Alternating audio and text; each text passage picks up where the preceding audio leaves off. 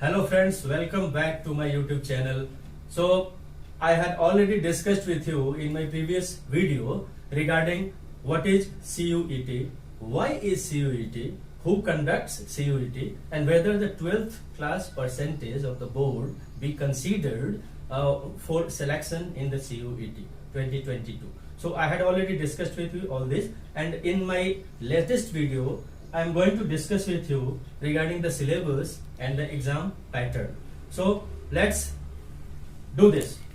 So आपको पता ही है कि 2022 CUET ये इसका रजिस्ट्रेशन वगैरह सब कुछ स्टार्ट हो चुका है।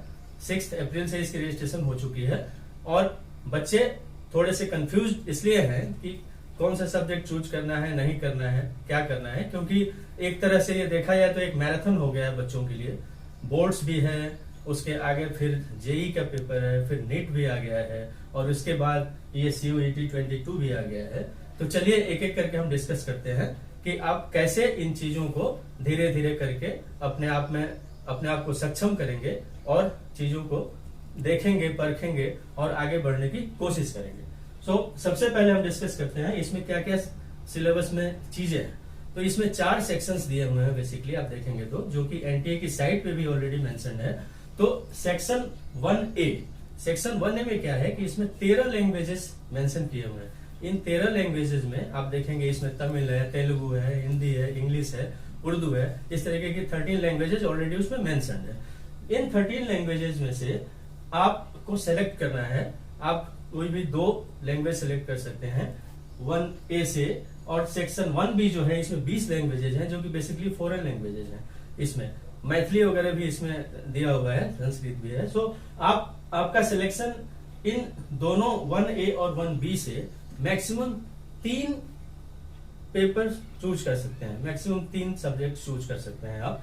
तो अगर मैं बात करूं सेक्शन 1A 13 लैंग्वेजेज की, तो इसमें 40 क्वेश्चंस आपको सिलेक्ट करने हैं, 40 क्वेश्चंस आपको अटेम्प्ट करने हैं। टोटल नंबर ऑफ क्वेश्चंस आपके 50 होंगे, आउट ऑफ 50 आपको 40 क्वेश्चंस ही अटेम्प्ट करने हैं। और आपकी जो टाइम लिमिट होगी पर पेपर वो होगी 45 मिनट्स की। दूसरा जो सेक्शन आता है हमारा 1B, जिसमें 20 लैंग्वेजेस हैं।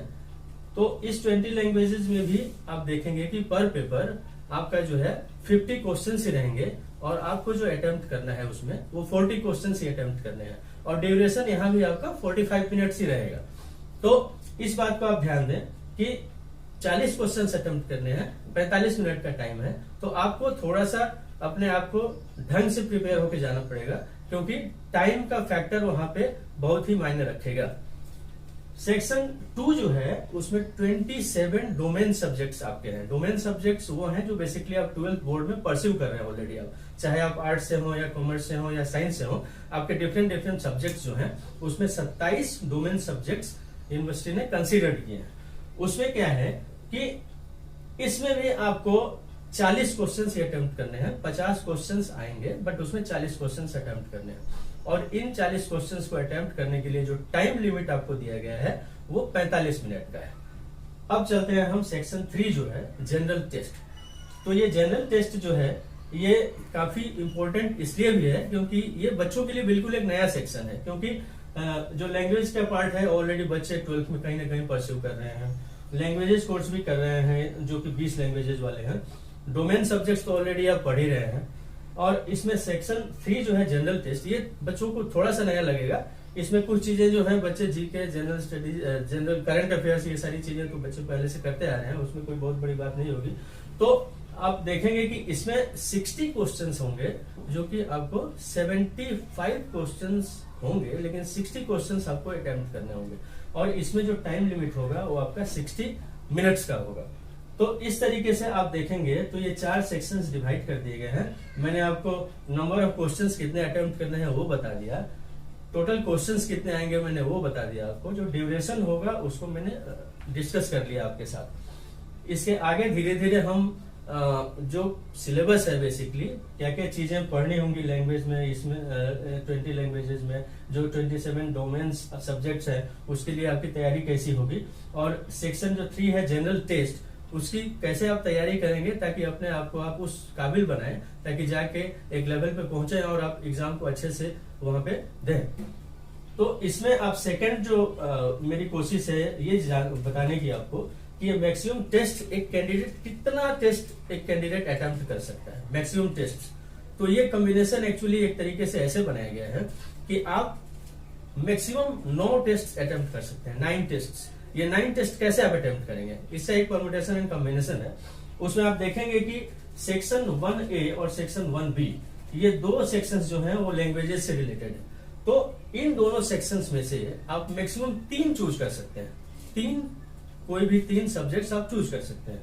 मान लीजिए आपने 1A से 2 सेलेक्ट किया और 1B से सिर्फ आप 1 सेलेक्ट करेंगे, तो ये 3 हो गए आपके।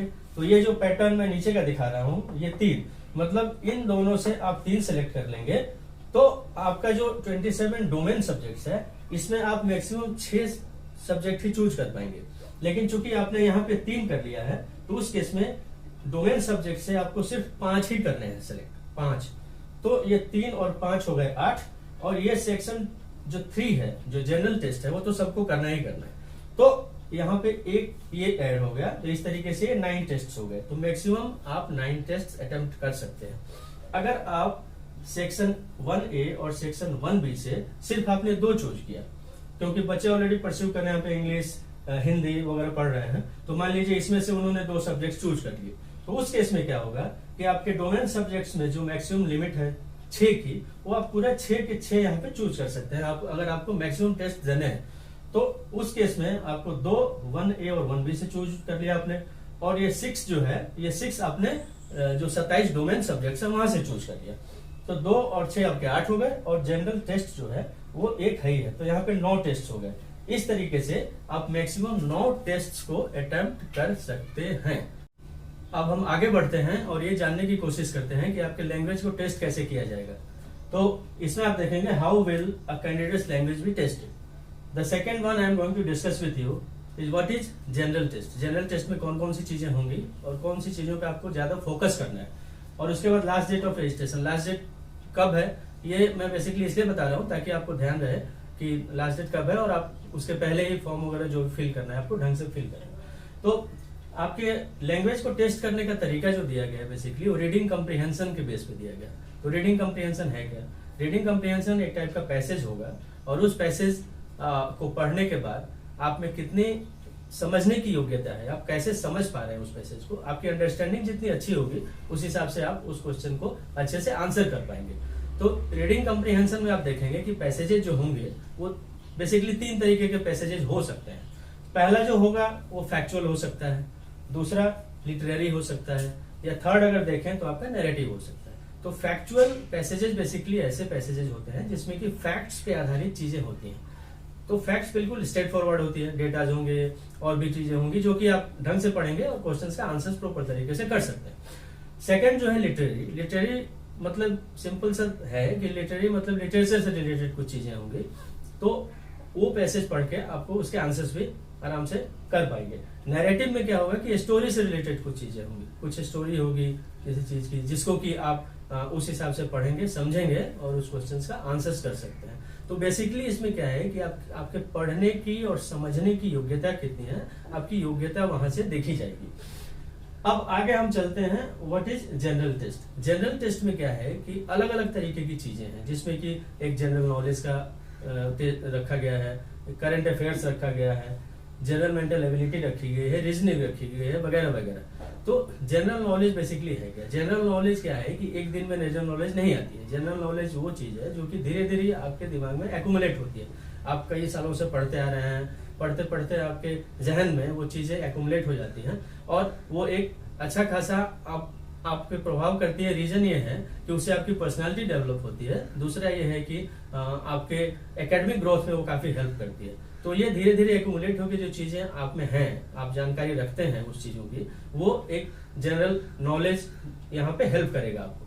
करंट अफेयर्स क्या है? करंट अफेयर्स में बेसिकली आज के दौर में जो भी पॉलिटिकल सोशल जो घटनाएं घटित हो रही हैं, चाहे देश में हो रही हैं, विदेश में हो रही हैं या किसी राज्य में हो रही हैं, तो ये करंट अफेयर्स उससे रिलेटेड है। तो इसके लिए आपको मेरी गुजारिश होगी कि आप बेसिकली न्यूज़पेपर रीड करना शुरू कर दें अगर आपने शुरू नहीं किया हो तो, क्योंकि आपके यहाँ न्यूज़पेपर आता ही होगा, ऐसी कोई बात नहीं है, क्योंकि पेरेंट्स पढ़ते हैं। तो आपको कम से कम नहीं भी तो हेडलाइंस तो कम से कम आप देखो, हेडलाइंस देखेंगे तो बहुत सारी चीजें आपको वहां से मिल जाएंगी कि कहाँ पे क्या हो रही हैं, उससे रिलेटेड आपके क्वेश्चंस हो सकते हैं।